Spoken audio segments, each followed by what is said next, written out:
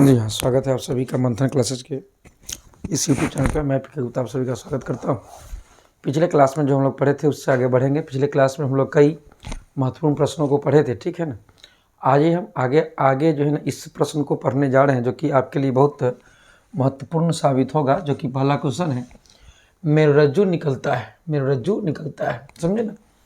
जो क्लास का 326 number question होने जा रहा है, ठीक है ना। इस साइंस के सेशन का जो है ना, साइंस में हम जितने प्रश्न एग्जाम से पहले करने वाले हैं उसमें जो है ना 326वां प्रश्न है, ठीक है ना। जो कि आज के क्लास का पहला क्वेश्चन है, ठीक है। 326 नंबर क्वेश्चन हम करने जा रहे हैं। कहता है कि मेरुरज्जु निकलता है, तो मेरुरज्जु किससे निकलता है? परम मस्तिष्क से कि अनु मस्तिष्क से कि पॉन्स पैरालाइज से कि मेडुला से? पॉन्स पैरालाइज से निकलता है कि मेडुला से निकलता है? मेरुरज्जु जो स्पाइनल कोड बनता है समझने पीछे की तरफ, वो मेडुला से निकलता है। किससे निकलता है? मेडुला से। वो मेडुला का हिस्सा होता है। यहाँ पे पिक्चर है, समझे ना। आप उस पिक्चर में आसानी से देख सकते हैं, समझे, आपको मालूम पड़ जाएगा, ठीक है ना। आप यहाँ देख सकते हैं कि ये जो है ना, ये जो होता है इसको कहते हैं या ब्रेन स्टेम, क्या बोलते हैं इसको? Brain stem. और ब्रेन स्टेम के नीचे जो होता है, ये ऊपर वाला जो पिंक रंग का जो दिखाई दे रहा है उसको फोर ब्रेन बोलते हैं। फोर ब्रेन करने का मतलब होता है उसको अग्र मस्तिष्क, क्या बोलता है? अग्र मस्तिष्क, समझे ना। इसके ऊपर वाला एक परत होती है पतली, उसको डायनसेफ्लॉन कहते हैं। क्या कहते हैं? डायनसेफ्लॉन। इसके ऊपर क्या होता है कि डायनसेफ्लॉन होता है। यहाँ पे ऐसे एक पतली परत गई तो उसको डायनसेफ्लॉन बोलते हैं, समझे ना। और डायनसेफ्लॉन जो क्या होता है, टेम्परेचर को नियंत्रित करता है। और यहाँ पे हाइपोथैलेमस है, हाइपो क्या है? थैलेमस है, समझे ना। और इसके अंदर एक पिट्यूटरी ग्लैंड होता है, पोन्स वेलाई होता है, मेडुला ऑब्लांगेटा होता है। यही मेडुला वाला भाग जो नीचे जा करके क्या होता है, ये बनाता है, समझे ना, मेरुरज्जु। और मेरुरज्जु को कहते हैं अंग्रेजी में स्पाइनल कॉर्ड, क्या बोलते हैं? स्पाइनल कॉर्ड, समझे ना। और स्पाइनल कॉर्ड को कहते हैं हम सभी लोग मेरुरज्जु, क्या बोलते हैं? मेरुरज्जु, ठीक है ना।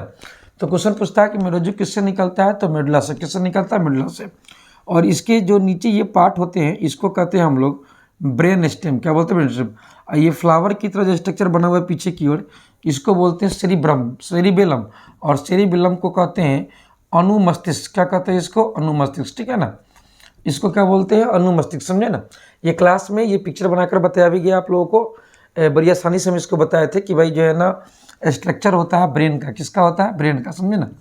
और ये ब्रेन का जो स्ट्रक्चर होता है वो 3 भाग में बटे होते हैं। कितने भाग में बटे होते हैं? 3 भाग में। एक को बोलते हैं अग्र मस्तिष्क, क्या बोलते हैं? एक को अग्र मस्तिष्क, समझे ना। और एक को कहते हैं मध्य मस्तिष्क। और एक को कहते हैं पश्च मस्तिष्क, क्या कहते हैं? पश्च मस्तिष्क। अग्र मस्तिष्क 2 भाग में बटे होते हैं, समझे। एक को कहते हैं जो है ना डायनसेफ्लॉन, क्या बोलते हैं? Diencephalon, diencephalon. और एक को कहते हैं सेरिब्रम, क्या बोलते हैं? सेरिब्रम। सेरिब्रम को कहते हैं परम मस्तिष्क, क्या बोलते हैं? परम मस्तिष्क, समझे ना। और ये ब्रेन स्टेम होता है, फिर जो है ना सेरिबेलम होता है, और फिर ब्रेन स्टेम तो बचता है 2 भाग में, जगह नहीं आ रहा है, समझे ना। एक को कहते हैं ब्रेन स्टेम और एक को कहते हैं पोन्स पैरालाइज, मेडुला ऑब्लांगेटा। तो वही मेडुला ऑब्लांगेटा आगे की तरफ क्या होता है, ज़्यादा है, जिससे मेरुरज्जु बनता है। क्या बनता है? मेरुरज्जु। और क्वेश्चन आएगा इस पर, तुम बताएंगे आपको, ठीक है ना।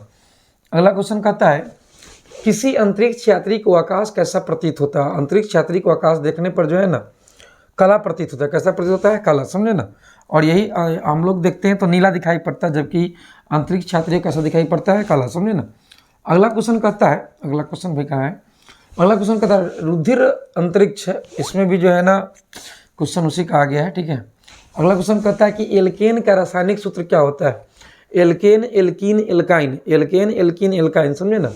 तो ये 3 फॉर्मेट होते हैं। एक को बोलते हैं एल्केन, एक को क्या बोलते हैं? एल्केन। तो एल्केन का सामान्य सूत्र होता है CnH2n, CnH2n+2। और वही एल्कीन रहता है, क्या रहता है? एल्कीन। तो एल्कीन का रहता होता है CnH2n, CnH2n। वही एल्काइन रहता है, क्या रहता? एल्काइन। तो एल्काइन का होता है CnH2n माइनस क्या होता है? 2। अब देख लीजिए, तो यहाँ पे CnH2n+2 दे रखा है, जो किसका हो जाएगा? एल्केन का। किसका हो जाएगा? एल्केन का। CnH2n+2 दे रखा है, किसका हो जाएगा? एल्केन का, समझे ना। अगला क्वेश्चन कहता है निम्न में से कौन सा पर्यावरण अनुकूलन नहीं है? पैदल चलना, साइकिल चलना, मोटरसाइकिल चलाना, इनमें से कोई नहीं। आपको पर्यावरण को संतुलित रखना है, पेड़ पौधे को हरा भरा रखना है, समझे ना। और सारे इन्वायरमेंट को कंट्रोल करके रखना है, तो प्रदूषण बनी फलाना का प्रदूषण के लिए कहने का मतलब है कि यातायात की जितनी भी सुविधाएं आधुनिक तौर पे निकला, मोटरसाइकिल साइकिल है, ट्रक, बस, जीप इत्यादि, इसका इस्तेमाल कम करना होता है। आई मीन अनुकूल नहीं है, तो ये जाएगा सी नंबर। कौन सा हो जाएगा? सी नंबर, अनुकूल नहीं करना, ठीक है ना। अगला क्वेश्चन पूछता है कि ऑक्सीजन के दो परमाणुओं के बीच कितने बॉन्डिंग होते हैं, कितने बंधन होते हैं। ऑक्सीजन के दो परमाणु के लिए ऑक्सीजन यहाँ पे O2, क्या यहाँ पे O2 करने का मतलब होता है कि ऑक्सीजन के बाह्यतम कक्षा में होते हैं 1s2, 2s2 और 2p2। 2p क्या हो गया? 2। ऑक्सीजन के 1s2, 2s2, 2p2 होता है। और ऑक्सीजन की परमाणु संख्या कितनी होती है? 6 होती है, समझे ना। इसके वितरी कक्षा में जो है ना 2 इलेक्ट्रॉन, और बाहरी कक्षा में कितने होते हैं भाई? 6, 2 4 6। ऑक्सीजन के वितरी कक्षा में कितने इलेक्ट्रॉन होते हैं? 2 इलेक्ट्रॉन, समझे ना। और बाह्यतम कक्षा में कितने होते हैं? 4 इलेक्ट्रॉन। कितने होते हैं? 4, समझे ना। एच ही ली बेबी सी, एच ही, समझे ना। और ली बेबी सी 9 O, समझे ना। तो आप यहाँ देख सकते हैं 3 3 6 2 8, कितने होते हैं यहाँ पे? 8, समझे। 8 electron, 1s2, 2s2, 2p4, 2p कहाँ गया भाई?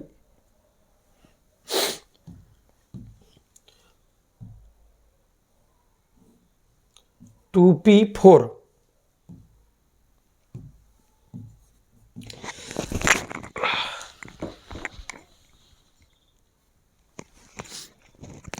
One S to, 2s2, 2p4, समझे। 2p4 नीचे नहीं दिख रहा, बगल में लिख देते हैं 1s2, 2s2, समझे ना। 2p4 बाह्यतम में कितना इलेक्ट्रॉन हो गया? 6। भीतरी में कितना हो गया? 2, समझे ना।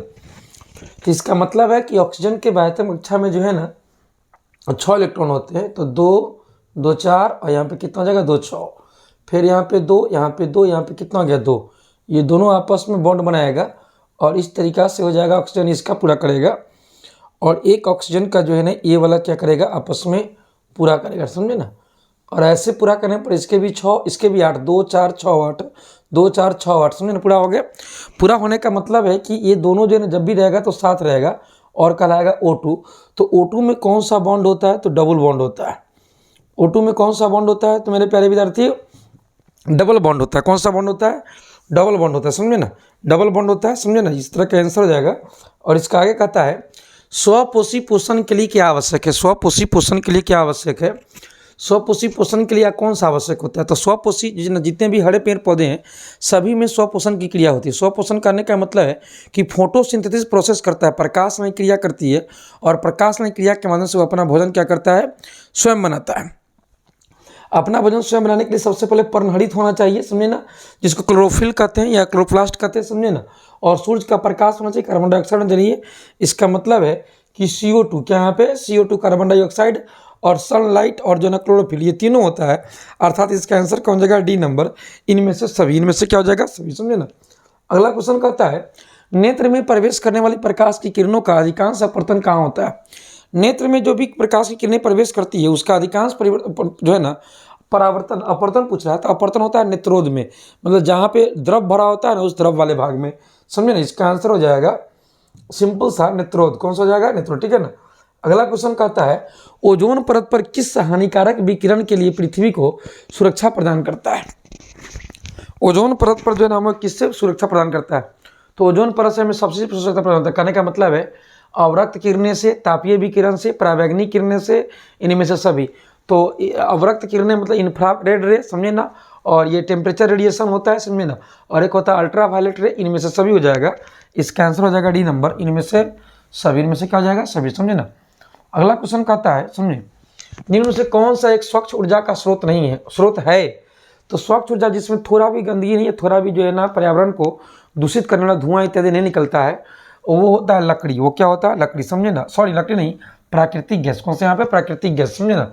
इनमें सभी आप नहीं कर सकते। लकड़ी को भी जलाने पर धुआं निकलता है। केचुआ हमारे लिए मित्र है, तो ये क्वेश्चन अलग, ऑप्शन अलग है, लेकिन ये ऊर्जा का स्रोत बात कर रहा है, तो ऊर्जा का स्रोत हो जाएगा प्राकृतिक गैस। क्या हो जाएगा? प्राकृतिक गैस, ठीक है ना। इनमें से कौन सा एक उभयलिंगी जीव है? तो ये हो जाएगा केचुआ। क्या हो जाएगा? केचुआ। उभयलिंगी जीव कौन सा है? तो जिसका आंसर हो जाएगा, क्या हो जाएगा? केचुआ। क्या हो जाएगा? केचुआ। अगला क्वेश्चन कहता है इनमें से कौन सा एक लिंगी पुष्प है? तो एक लिंगी पौधे पाए जाते हैं सरसों का फूल। क्या पाया जाता है? सरसों का फूल, समझे ना जी। इसका आंसर हो जाएगा सरसों का, नहीं, एक लिंगी कह रहा है ना, एक लिंगी हो जाएगा जो है ना गुलाब, क्या हो जाएगा गुलाब, समझे। द्विलिंगी पुष्पा गुड़हल पपीता सरसों इत्यादि, तो ये गुलाब का पुष्प हो जाएगा, समझे ना।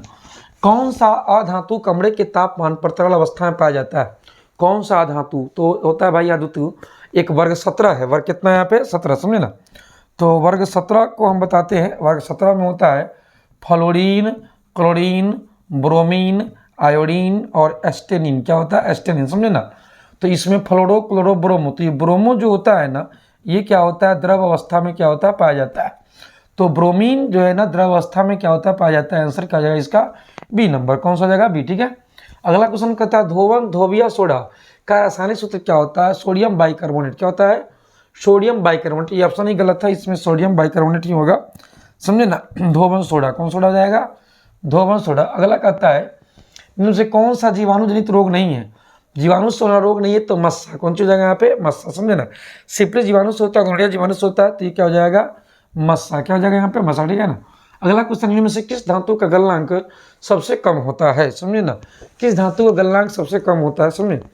तो धातु का गलनांक सबसे कम होता है इस ऑप्शन के मुताबिक कॉपर का, ठीक है ना। नहीं तो ऐसे धातु का सबसे कम गलनांक होता है, मैं बता देता हूँ आपको जो है ना, फ्रांसियम और सीजियम का। किसका होता है फ्रांसियम और किसका होता है सीजियम का। इन दोनों का इतना कम गलनांक होता है कि इसको मुट्ठी में जात देंगे तो ये क्या हो जाता है गल जाता है, मुट्ठी में जाते थे, समझे ना। लेकिन इसके अलावा जो भी होता है तो इसमें कॉपर मार सकते हैं, समझे ना।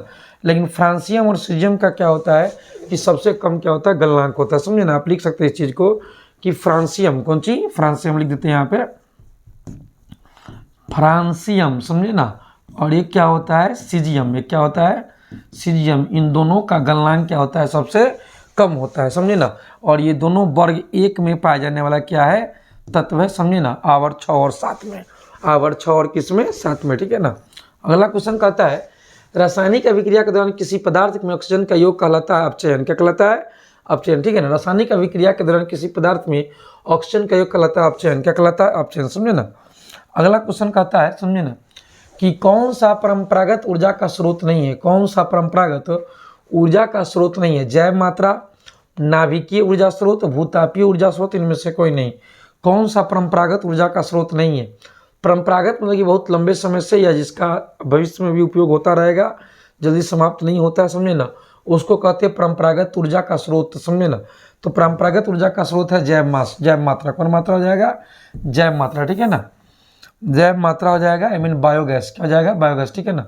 अगला क्वेश्चन है संगमरमर का रासायनिक सूत्र क्या होता है? संगमरमर का रासायनिक सूत्र है कैल्शियम कार्बोनेट, क्या होता है कैल्शियम कार्बोनेट मतलब CuCO3, क्या होता है CuCO3, ठीक है ना। अगला क्वेश्चन कहता है अतिभारण के समय विद्युत परिपथ में विद्युत धारा का मान क्या होता है? बहुत कम हो जाता है कि परिवर्तित नहीं होता है, बहुत अधिक बढ़ जाता है, इनमें से कोई नहीं। तो देखिए विद्युत धारा तो भाई नॉर्मल रहता है, समझे ना, परिवर्तित नहीं होता है, विद्युत धारा तो नॉर्मल रहता है, उस पर लोड क्या होता है ज़्यादा हो जाता है, लोड क्या होता है ज़्यादा हो जाता है, समझे ना। अतिभारण के समय विद्युत परिपथ में विद्युत धारा का मान क्या हो जाता है मतलब कि बहुत अधिक तो रहता ही है, समझे ना, परिवर्तित नहीं होता है। इसमें लोड क्या होता है बहुत बढ़ जाता है, प्रतिरोध में घर्षण का बल क्या होता है बढ़ जाता है, जिसके कारण तार क्या होता है गल जाता है, तार क्या होता है गल जाता है। अतिभारण के समय लोड अधिक दे दिया जाता है, समझे ना, तो बहुत कम हो जाता है या परिवर्तित नहीं होता या बहुत अधिक बढ़ जाता है, इनमें से कोई नहीं। तो ऐसा लिख सकते हैं इसमें कि बहुत अधिक बढ़ जाता थोड़ी देर के लिए। अगला क्वेश्चन है जैव विविधता का विशिष्ट स्थल कौन सा है? समुद्र तट, कौन सा हो जाएगा समुद्र तट। जैव विविधता के लिए सबसे अच्छा स्रोत कौन सा है यहाँ पे? तो समुद्र तट, क्या हो जाएगा समुद्र तट। अगला क्वेश्चन कहता है वायुमंडल में प्रकाश का कौन सा रंग अधिक प्रकिरणित करता है? वायुमंडल में प्रकाश का कौन सा रंग सबसे अधिक प्रकिरणित करता है? तो वो रंग हो जाएगा लाल, कौन सा हो जाएगा लाल। वायुमंडल में प्रकाश का कौन सा रंग सबसे अधिक प्रकिरणित होता है, समझे ना, तो क्या हो जाएगा लाल वायुमंडल में वर्ण। लेकिन आकाश का रंग नीला दिखाई पड़ता है तो वो क्या हो जाएगा समझे ना नीला, लेकिन यहाँ पे क्या हो जाएगा लाल, समझे। अगला क्वेश्चन कहता है निम्न से किस माध्यम में प्रकाश की चाल अधिकतम होती है? प्रकाश की चाल अधिकतम होता है हवा में, किसमें होता है हवा में, समझे ना। निर्वात तथा निर्वात होता है तो यहाँ पे हवा हो जाएगा, समझे ना। अगला क्वेश्चन कहता है चालक का प्रतिरोध निर्भर नहीं करता है। चालक का प्रतिरोध निर्भर नहीं करता, किस पर निर्भर करता है? चालक की लंबाई पर, चालक के अनुप्रस्थ काट के क्षेत्रफल पर, चालक के तापमान पर, समझे ना, और चालक में प्रवाहित विद्युत धारा पर, समझे ना। तो चालक के तापमान पर जो है ना प्रतिरोध निर्भर नहीं करता है, प्रवाहित विद्युत धारा पर, प्रवाहित विद्युत धारा पर। आप बताइए फ्रैक्शन इसका आंसर कि कौन सा इसका आंसर हो जाएगा, ठीक है ना।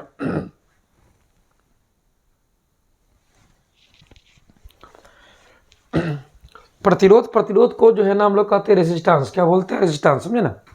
प्रतिरोध को कहते हैं रेसिस्टेंस, क्या बोलते हैं, रेसिस्टेंस, समझे ना।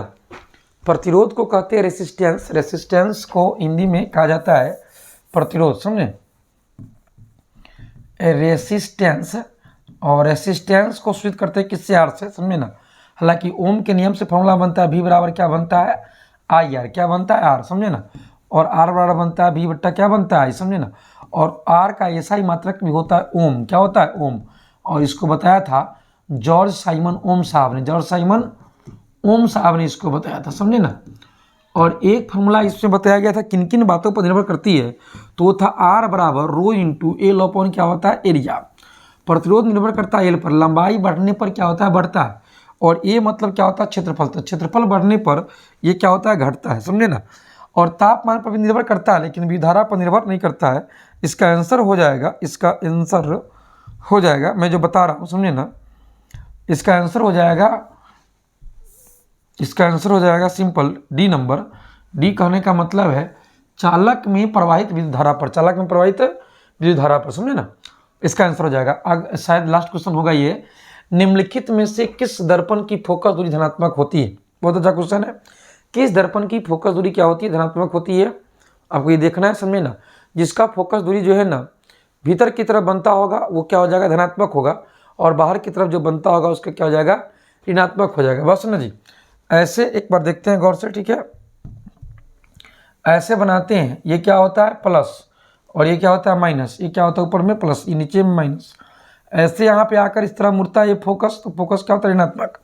लेकिन उत्तल दर्पण में इस तरीका से हम बनाते हैं तो इसका फोकस दूरी पीछे की ओर बनता है, और पीछे जो बनता है तो ये फोकस दूरी इसका क्या हो जाता है, प्लस हो जाता है।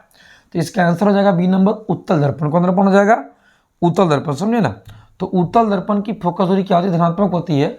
दर्पण दो प्रकार के होते हैं, एक को कहते हैं अवतल दर्पण और एक को कहते हैं उत्तल दर्पण, समझे ना। अवतल दर्पण, उत्तल दर्पण, तो अवतल दर्पण की फोकस दूरी क्या होती है, ऋणात्मक होती है, और उत्तल दर्पण की फोकस दूरी क्या होती है, धनात्मक होती है। फोकस दूरी को एफ से सूचित करते हैं, किससे करते हैं, एफ से। फोकस दूरी को एफ से क्या करते हैं, सूचित करते हैं, समझे ना। फोकस दूरी किससे करते हैं, एफ से, समझे ना। और इसकी फोकस दूरी क्या होती है, माइनस एफ, और इसकी फोकस दूरी क्या होती है, प्लस एफ, समझे ना। ये कौन सा दर्पण है, अवतल दर्पण। कौन दर्पण है, अवतल दर्पण। और ये कौन सा दर्पण है, तो उत्तल दर्पण। कौन दर्पण है, उत्तल दर्पण, ठीक है ना। तो आज की क्लास यहीं पे करते हैं समाप्त, समझे ना। 350 तक हम लोग प्रश्नों का अध्ययन कर चुका हूँ, और इसके अलावे जो भी क्वेश्चन हैं धीरे धीरे हम पढ़ते रहेंगे लगातार, समझे ना। तत्काल हंसते रहिए, मुस्कुराते रहिए और सदा खुश रहिए, ठीक है ना। मतलब कि आप एग्जाम में आप मजबूत रहिए, समझे ना, कि जो भी प्रश्न आता है उसको हल करने का प्रयास कीजिए अच्छे से। तत्काल बहुत बहुत धन्यवाद, मुझे इजाज़त दीजिए, थैंक यू।